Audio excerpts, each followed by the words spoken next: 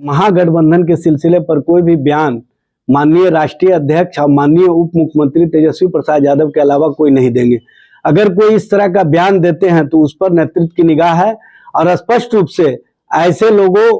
पर नेतृत्व पूरी तरह से ध्यान रखे हुए है जो महागठबंधन को कमजोर करने की दिशा में कोई काम करेंगे, उन पर पार्टी नेतृत्व की पैनी निगाहें हैं। पार्टी नमस्कार, आप देख रहे हैं सिटी पोस्ट और मैं हूं अभिषेक मिश्रा। महागठबंधन में मौजूदा वक्त में नीतीश कुमार की मुखालफत जो भी करेगा वो अपनी पार्टी से जाएगा और खासकर आरजेडी का कोई नेता अगर नीतीश कुमार की मुखालफत करेगा, नीतीश कुमार के विरोध में अगर कोई बयान देगा तो फिर उसकी छुट्टी पार्टी से तय है। सुधाकर सिंह जब अपना मंत्री पद नहीं बचा सके, नीतीश कुमार की मुखालफत करके जब वो अपना मंत्री पद नहीं बचा सके, उनका इस्तीफा ले लिया गया। फिर आरजेडी के दूसरे नेताओं की क्या विसात है। अनिल सहनी कुर्नी से विधायक थे, सदस्यता गई तो वहां उपचुनाव हुआ जिसमें बीजेपी जीत गई। महागठबंधन की हार को, यानी जिस खेमे का हिस्सा हैं, आरजेडी के नेता हैं और आरजेडी महागठबंधन की सबसे बड़ी पार्टी है और एक तरह से अपनी ही हार को, अपने खेमे की हार को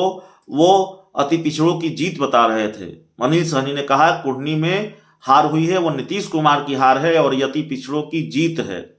नीतीश कुमार को इस्तीफा देना चाहिए और तेजस्वी यादव को मुख्यमंत्री बनाना चाहिए।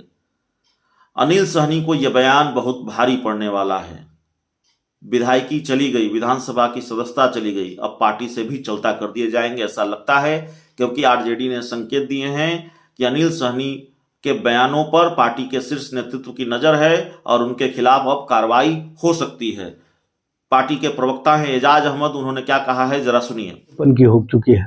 और उनके पास जनता और जनहित के मुद्दे पर कोई बात करने की ना तो रुचि है और ना वो बात कर सकते हैं, क्योंकि भारतीय जनता पार्टी कहीं ना कहीं बिहार से जो अपने आप को सत्ता से उखड़ चुकी है, ये देख रही है कि अब जनता के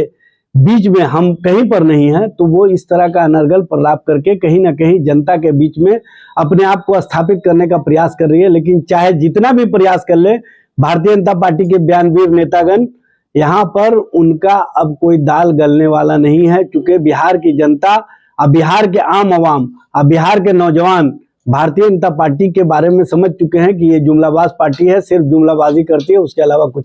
इसके पास काम नहीं है। देखिए, हमारे पार्टी के तरफ से राष्ट्रीय कार्यकारिणी में, राष्ट्रीय परिषद में स्पष्ट रूप से प्रस्ताव आया था कि महागठबंधन के सिलसिले पर कोई भी बयान माननीय राष्ट्रीय अध्यक्ष और माननीय उप मुख्यमंत्री तेजस्वी प्रसाद यादव के अलावा कोई नहीं देंगे। अगर कोई इस तरह का बयान देते हैं तो उस पर नेतृत्व की निगाह है और स्पष्ट रूप से ऐसे लोगों पर नेतृत्व पूरी तरह से ध्यान रखे हुए है जो महागठबंधन को कमजोर करने की दिशा में कोई काम करेंगे, उन पर पार्टी नेतृत्व की पैनी निगाहें हैं। पार्टी नेतृत्व उन पर सही समय पर सही फैसला लेने का काम करना चाहिए। देखिए, शराबबंदी अभियान पूरी तरह से सफल है, इससे हमारी माँ बहनें खुश हैं और बिहार में जो हर चौक चौराहे पर कोलाहल की स्थिति होती थी, गाली गलौज की स्थिति होती थी, वो पूरी तरह से समाप्त हो चुका है। हमारे जो बच्चे हैं, भविष्य जिनका है, वो घरों में जो कोलाहल हुआ करते थे उससे उनके पढ़ाई बाधित होते थे, अब वो बेहतर शिक्षा और बेहतर भविष्य के लिए चिंतित रहते हैं और उनके प्रति उनके माँ बाप की भी चिंता होती है, क्योंकि शराबबंदी के बाद घरों में जो शांति है उस शांति से उनको अपने भविष्य की भी सोच बनी है और उसी भविष्य के सोच को हम लोग कहीं ना कहीं मजबूत करने के अभियान में लगे हुए हैं। माननीय मुख्यमंत्री नीतीश कुमार जी ने जो शराबबंदी का संकल्प लिया है, माननीय तेजस्वी प्रसाद यादव जी का जो अभियान था कि शराब नहीं किताब चाहिए,